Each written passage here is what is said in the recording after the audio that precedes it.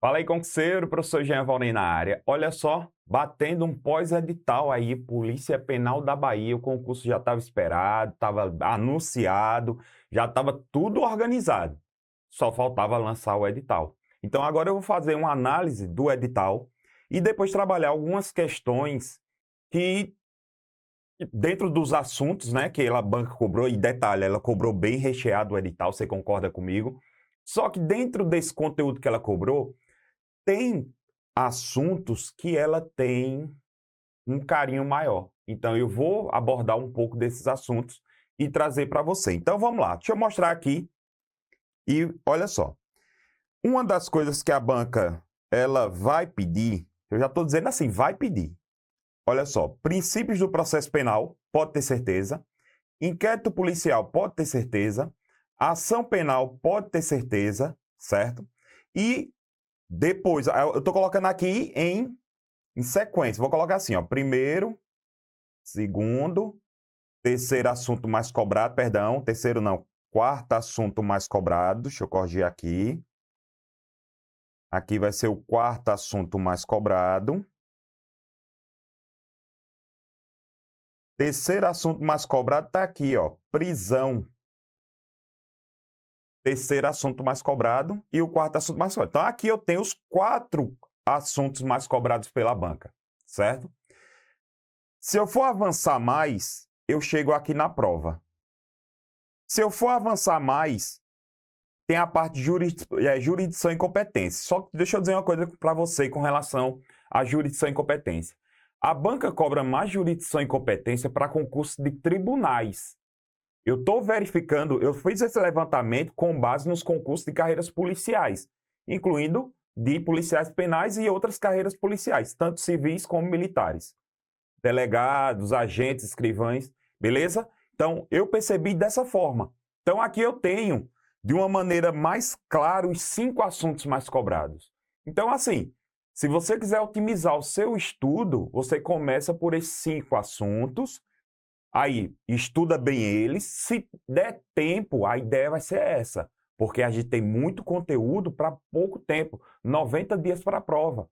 Então, foca nesses 4 assuntos e, quando você for avançando, você vai estudando os demais. Porque, por exemplo, ela trouxe nulidades, cara. Pô, isso aí é muito cobrado em concurso para juiz, promotor, né? Essa parte das fases processuais, citação, coisa julgada, sentença. Olha só, carreiras policiais cobrando sentença e o cara para ver isso aqui é um edital para concurso de juiz.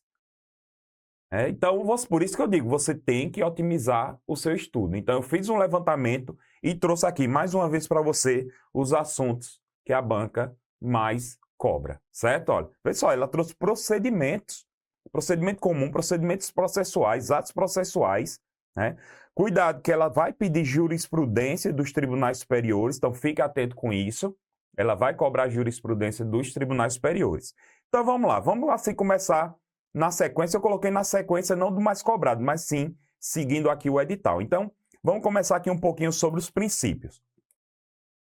No curso do inquérito que apurava a prática de crime de corrupção passiva, previsto no artigo 317 do Código Penal, a autoridade policial representou pela interceptação das comunicações telefônicas do ramal de um indiciado.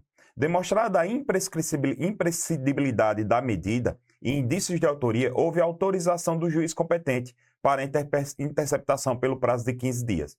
Após a implementação, não houve pedido de decisão sobre a renovação da escuta. Ocorre que a interceptação não foi interrompida no prazo. E no 16º dia, ou seja, após a autorização, prazo de autorização, um diálogo revelou a informação até então desconhecida da autoridade. Munido dessa informação, o delegado de polícia representou pela realização de buscas em um endereço onde, em cumprimento de mandado judicial, foram apreendidos documentos importantes à apuração do fato. Posteriormente, tais documentos instruíram a denúncia ofertada pelo Ministério Público. Considerando os dados fornecidos pelo enunciado, indica a afirmativa correta. Vamos lá, vamos conversar um pouquinho aqui logo de cara. Você deve ter percebido que uma das características da banca FGV é trazer essas questões onde tem um enunciado gigantesco. Essa é uma característica da banca. Ela só foge dessa característica nas disciplinas eu estou falando das disciplinas de direito, viu? Direito tributário, processo civil e civil. São e previdenciário. Ela foge muito desse padrão. Por quê? Porque as outras disciplinas, como constitucional, como administrativo, como penal, como processo penal, tem como eu trazer casos práticos, exemplos do dia a dia. Então, ela vai trazer esse textão exatamente para que você lê o textão, só que a resposta está em uma alternativa. Então, se você, após ler esse texto, já souber a resposta, você já vai direto na alternativa. É por isso que eu uso, assim, pessoalmente, eu uso as questões da banca FGV para revisar. Pois é, eu uso as questões da FGV para revisar o conteúdo. Por quê? Porque a partir do momento que eu termino de ler o enunciado, eu percebo que se eu souber já a resposta, é porque o conteúdo já está massificado na minha cabeça. Até eu indico que mesmo que você faça concurso para outras bancas, revise por questões da banca FGV. Principalmente esse tipo de questão, que ajuda você a memorizar. Por quê? Porque se você sabe do princípio e trata das provas ilegais, do princípio do fruto da árvore envenenada, você já ia perceber que a resposta dessa situação aqui é que todas as provas obtidas após o 16º dia da interceptação telefônica são consideradas ilegais. Então, tudo que ocorrer depois vai ser fruto da árvore envenenada. Ou seja, todas as provas decorrentes dessa escuta telefônica ilegal vai ser também ilegal e, consequentemente, vai ser desentranhada do processo e, consequentemente, o Ministério Público não vai poder oferecer a denúncia. Perfeito? Então, aí você já tinha que saber disso. Então, é por isso que quando você for aqui nas alternativas, você já vai na alternativa que já vai condizer com esse seu pensamento. Ó. Os documentos devem ser admitidos. Não, já matei essa. Os documentos devem ser admitidos. Não, já matei essa. Os documentos não podem ser admitidos. Opa, no processo. Pois, de acordo com a teoria dos frutos da árvore envenenada, derivam de prova obtida por meios ilícitos. Letra C. Tá vendo aí? Então, você já mata. Por isso que eu digo, eu não vou mentir. Eu gosto muito desse tipo de questão. Eu, pessoalmente, você sabe que eu estou aí voltando devagarzinho nos meus estudos para concurso, e eu estou usando muito essa técnica. Inclusive, vai ter 2 concursos que eu vou fazer da banca FGV. Não vou fazer esse da Polícia Penal da Bahia, mas vou fazer Tribunal de Justiça de Alagoas e também para procurador do município de Jaboatão dos Guararapes, porque é a banca FGV, certo? Então, eu gosto muito desse treino. Olha só, mais uma vez, olha o tamanho dessa outra. Ó. Olha só. Perante a primeira vara criminal determinada com marca do Tribunal de Justiça, corre um processo que investiga a prática de crimes gravíssimos de organização criminosa e tráfico de drogas, sendo, inclusive, investigados com grandes empresários do Estado. Considerando o fato que o juiz titular do órgão estaria afastado de licença médica há muitos anos, diversos juízes participaram do feito. João proferiu decisões autorizando medidas cautelares antes mesmo da denúncia. Ok. Jorge, outro juiz, foi responsável pelo recebimento da denúncia e analisar o teor das respostas às acusações apresentadas pela defesa. José participou da audiência de instrução e interrogatório dos réus. Após a apresentação das alegações finais, diante da complexidade do processo e dos inúmeros volumes do Tribunal de Justiça, diante dos inúmeros volumes, o Tribunal de Justiça decidiu criar uma 5ª vara criminal, especificamente para julgamento desse processo, impedindo que a primeira vara criminal tivesse o processamento dificultado pela dedicação do magistrado que lá atuava a sentença que deveria ser produzida. Com a sentença publicada, a 5ª vara seria extinta. Com base na situação exposta, a criação da 5ª vara com o objetivo de proferir a sentença no processo complexo. Vamos lá. Parei e vou analisar a situação. Existia uma vara criminal, que era a primeira vara, onde o juiz titular estava afastado há muito tempo. Então, quando não tem juiz titular, a vara sempre fica sendo movimentada por juízes substitutos. Então, esse juiz fica 1 ano, 2 anos, 3 anos, faz alguns feitos e vai embora, faz alguns feitos e vai embora, certo? Ele é promovido e vai para outras varas, mais próximo da capital. O que aconteceu? Só que teve um juiz, o José, que proferiu e participou da audiência de instrução e ouviu o interrogatório dos réus. E o Código de Processo Penal diz o seguinte, lá no artigo 399, diz o seguinte, que o juiz que que realizou a audiência de instrução deve proceder à sentença. Então, pelo princípio da identidade física do juiz, porque se eu fui o juiz que proferi ali, que realizei a audiência de instrução, cara, eu tenho ali todo o lastro probatório exatamente para fundamentar a minha decisão. E isso está previsto no Código de Processo Penal. Só que tem um pequeno problema. Foi criada uma vara específica para julgar determinados crimes que já existiam. E isso aí fere o princípio do juiz natural. Olha só, por quê? No nosso país, a nossa Constituição diz que é proibido a criação de tribunais, e quando eu falo tribunais, entre parênteses, você coloca juízos de exceção. Aqui eu estou criando uma vara criminal específica para julgar um caso específico, e isso a nossa Constituição veda. Então, olha, você munido dessas duas informações, você já vai para as alternativas. Olha só. A sentença é válida? Não, porque foi por um juiz, por um tribunal incompetente. Não é válida, cabendo a João proferir a sentença em razão do princípio da identidade física do juiz. Não é João, seria José. Olha a maldade da banca. É válida, podendo ela ser extinta logo após a publicação da sentença. De jeito nenhum, não é válida. Aí não é válida, cabendo a Jorge, também não, é José. E não é válida, certo, cabendo a José proferir a sentença em razão do princípio da identidade física do juiz. Letra E. Tá vendo aí como é que a banca trabalha? Veja que ela traz o enunciado. Cara, você já tem que terminar esse enunciado tendo ideia do que vai ser a resposta. Aí você só vai eliminar as alternativas. Pode ver que é sempre nesse mesmo padrão. Mais um, ó. O processo penal pode ser considerado uma relação jurídica processual, envolvendo diversos atores. Dentre os sujeitos do processo, tanto a legislação penal quanto a doutrina preocupa-se em conferir um tratamento detalhado sobre o acusado e seu defensor, de modo a se garantir com isso o respeito aos princípios constitucionais da ampla defesa e do contraditório. Sobre o tema, de acordo com o Código de Processo Penal, é correto afirmar. Vamos lá. Aqui, a banca já distinguiu um pouco, ela já trouxe já um enunciado explicando o que seria o contraditório em ampla defesa, não trouxe um caso concreto. Então, aí a gente vai ter que ir para as alternativas. Ó. Nenhum acusado poderá ser julgado sem defensor, certo? Exceto se foragido não podendo ser localizado. Aqui é falso. Aqui é falso. Se ele for foragido, eu vou notificá-lo por edital. Se ele não comparecer pelo edital, ele vai ser defendido por um advogado chamado de advogado dativo, que é um advogado que é chamado lá na hora. Eu, quando estava estagiando, o cara na vara criminal bota a cabeça assim lá de fora. Quem estiver usando o terno, ele faz: doutor, por favor, venha fazer aqui um dativo. Já chama o cara, vem aqui fazer um dativo, aí já sabe que vai ser bronca.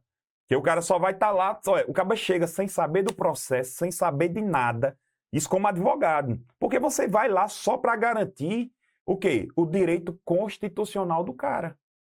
Então é só isso. Você não vai, ou senão, você não sabe. Você está lá sozinho, nem um cara que é acusado está lá.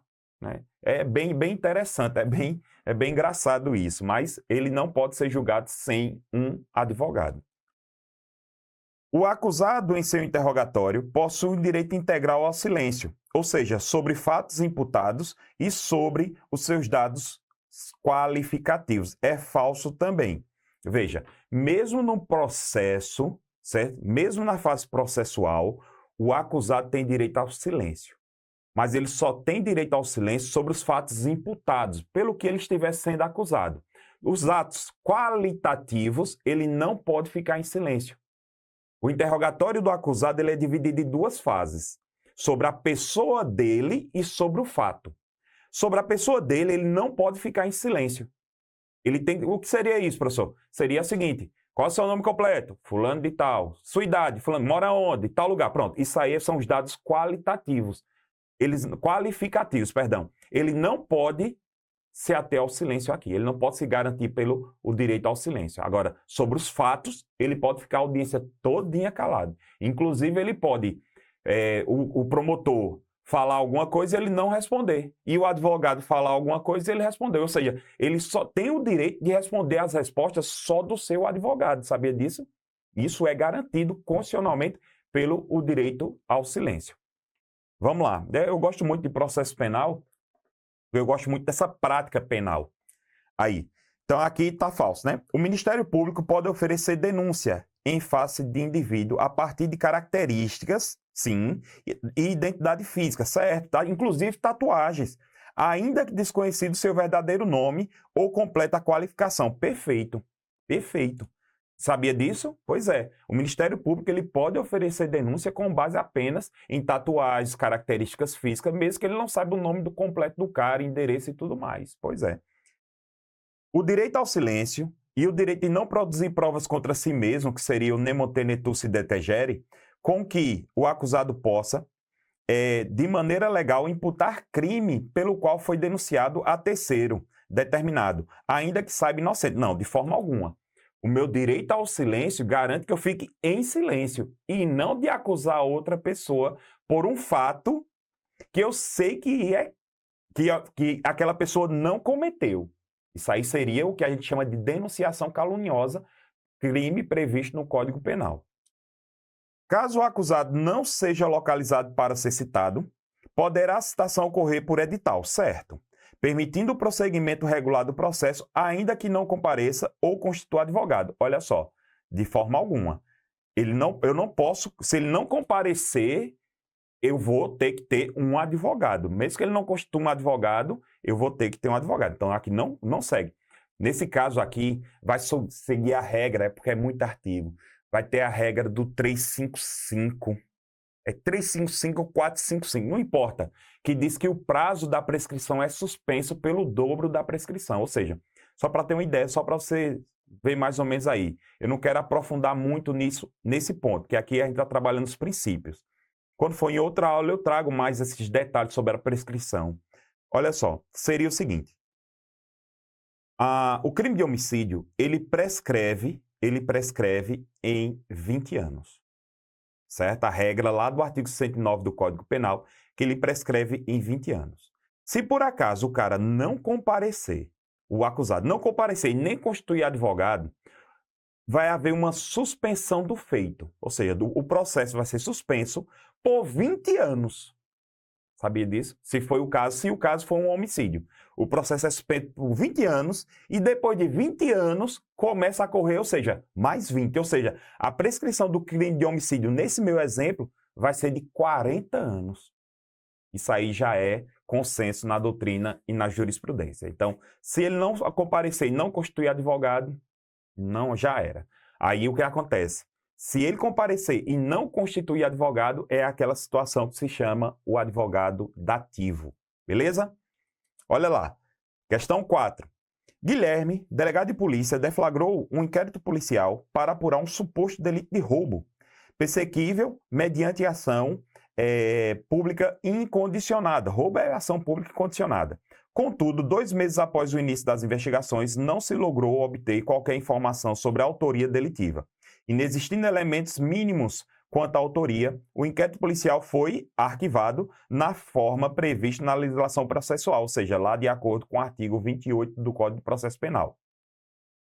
6 meses após o arquivamento, surgem novos elementos quanto à autoria do delito. Opa, na sua cabeça você já tem que pensar, porra, surgiu provas novas, o inquérito tem que ser desarquivado. Pronto, já matou aí a questão.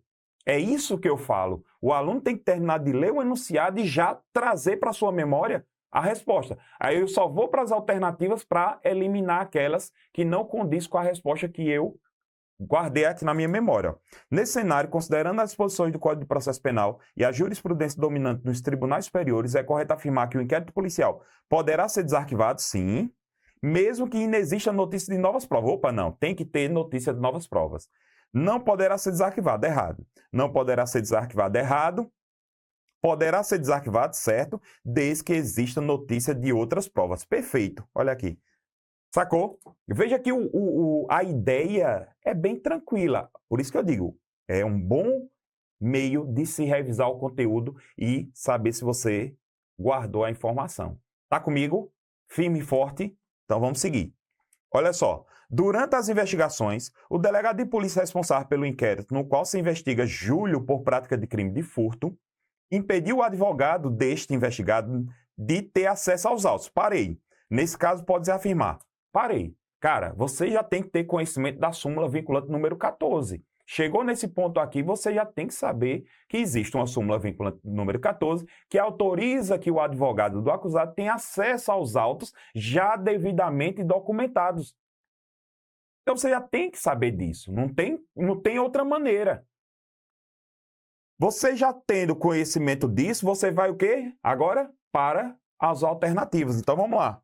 O advogado é sempre permitido o acesso aos elementos já documentados nos autos. Opa, do inquérito. Opa, e todos os elementos decorrentes de diligência em curso. Opa, diligência em curso ele não tem direito não. É só já documentados e diligências já documentadas. Então aqui está errado.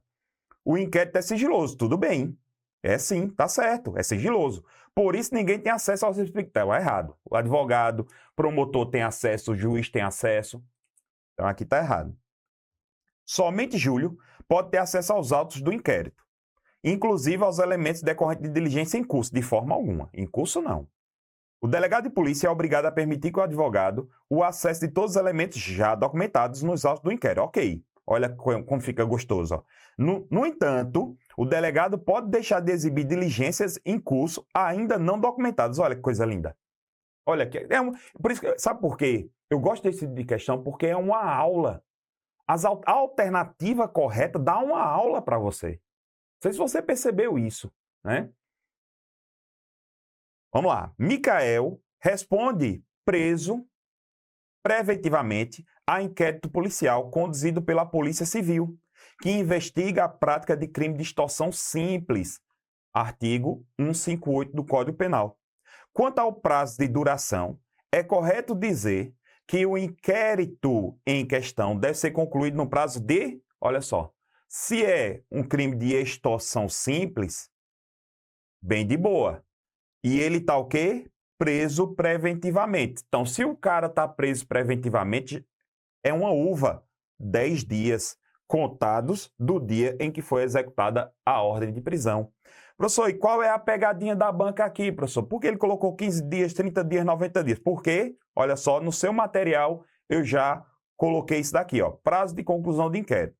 Na Justiça Comum, 10 dias preso, 30 dias solto. Na Justiça Federal, 15 mais 15 preso e 30 dias solto. Na Lei de Drogas, 30 mais 30 preso, 90 mais 90 solto. Crimes contra a economia popular, 10 dias preso ou solto.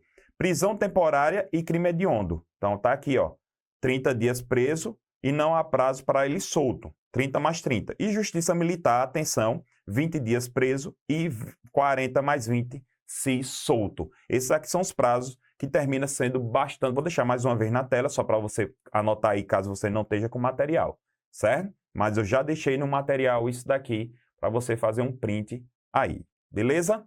Então, muito cuidado, que é uma pegadinha muito recorrente aqui a banca trazer Justiça Federal e trazer aqui também Lei de Drogas. Muito cuidado aqui e cuidado que na prisão temporária e crime hediondo, 30 mais 30, certo? No caso, se não for crime hediondo, vai ser 5 dias. Beleza? Show de bola? Então, vamos fazer o seguinte. Agora, vamos aqui para... exclusivamente aqui para os nossos assinantes. Então, você aqui do YouTube, muito obrigado. Se você é assinante, corre lá para a nossa plataforma, que lá eu vou terminar as questões. Tamo junto, a gente se vê lá. Beleza, agora só aqui a galerinha da plataforma. Vamos embora, vamos embora, vamos embora, vamos embora. Então, vamos lá, vamos questão 7. Olha aí.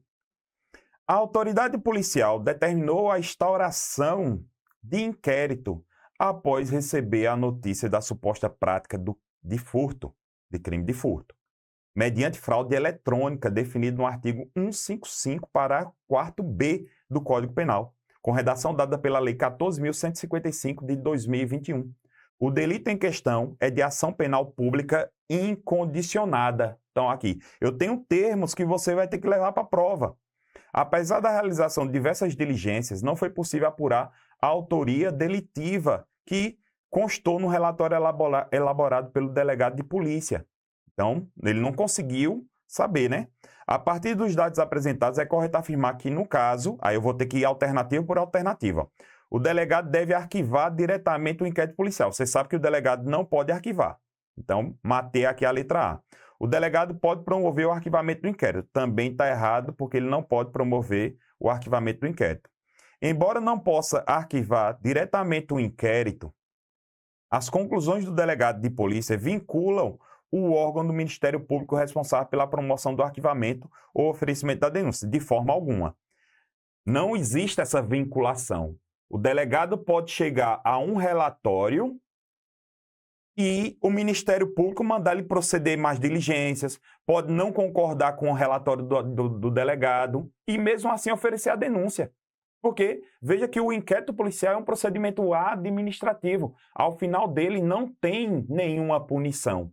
Só é feito um relatório que é mandado para o órgão ministerial e pronto. O delegado de polícia não pode arquivar diretamente o inquérito. Perfeito. Entretanto, ocorrendo o arquivamento por determinação da autoridade competente, de acordo com o artigo 28, pode haver o desarquivamento e a continuidade das investigações, desde que surja notícia de novas provas. Perfeito aqui a letra D. O delegado de polícia não pode arquivar diretamente o inquérito, certo? Caso haja arquivamento por determinação da autoridade competente, não pode haver o desarquivamento e a continuidade das investigações, ainda que surja notícias de novas provas. Então tá aqui, tá totalmente errado. E aí, Imparável, gostou dessa super aula que você acabou de acompanhar? Ela continuará completa na íntegra para você que é assinante da nossa plataforma. Então corre lá e vai acompanhar a continuação. E para você que ainda não faz parte da nossa tribo e quer se preparar da melhor forma e acompanhar todas as aulas de forma completa, clica no link da descrição e vem fazer parte da nossa tribo. Olha, se você chegou até aqui é que com certeza você quer mudar a sua vida. E você viu que o Objetivo Play pode ser uma solução para você. O Objetivo Play é uma plataforma completa que te dá acesso a tudo que você precisa para estudar para concurso. Tem acesso a aulas ao vivo, comigo e com outros professores. Você tem acesso a aulas gravadas para todos os concursos públicos que você quiser. E claro, milhares e milhares de questões comentadas. Eu sei que você deve estar muitas vezes duvidoso se realmente o Objetivo Play é para você. Mas eu queria que você fizesse um desafio próprio. Eu queria que você adquirisse o Objetivo Play na dúvida, para que se você não gostar por algum motivo, a gente devolvesse o seu dinheiro. Na dúvida, compre. Na dúvida, invista. Na dúvida, aproveite a chance de ouro de pegar uma plataforma sensacional e que garantiu a aprovação de milhares de candidatos nos mais diversos concursos públicos. O cavalo selado ele só passa uma vez. Se você não montar, você vai perder a viagem. E o que eu tô te convidando agora é para melhorar a sua vida durante esse ano. Afinal, você não tá afim de viver do mesmo jeito sempre. O Objetivo Play ajudou e potencializou a forma de distribuição de PDFs. Porque nós trabalhamos com PDFs que tem tabelas, imagens e gráficos. Assim você consegue sempre estar vendo aquilo que mais interessa e não ficar naquela leitura chatatiana que atrapalha a tua produtividade nos estudos. As videoaulas são de 20 minutos, não aquelas videoaulas longas de 2 horas, como se você estivesse vendo uma série do Netflix. Chegou a hora de você sintetizar melhor sua preparação, com um material conciso, enxuto e objetivo. E é por isso que nós somos o Objetivo Play. Se você quer tomar uma decisão agora, você vai apertar nesse botão abaixo. E você vai lá para a nossa tribo. E dentro da nossa tribo você já vai ter mentoria comigo. E eu sim, vou coordenar todos os passo a passo dos seus estudos. Um dia, lá atrás, a minha vida foi mudada porque eu consegui estudar para concurso. Mesmo depois de ter sido reprovado em muitos concursos públicos, eu acertei o pé para descobrir onde é que eu estou errando. Em que pontos eu preciso melhorar.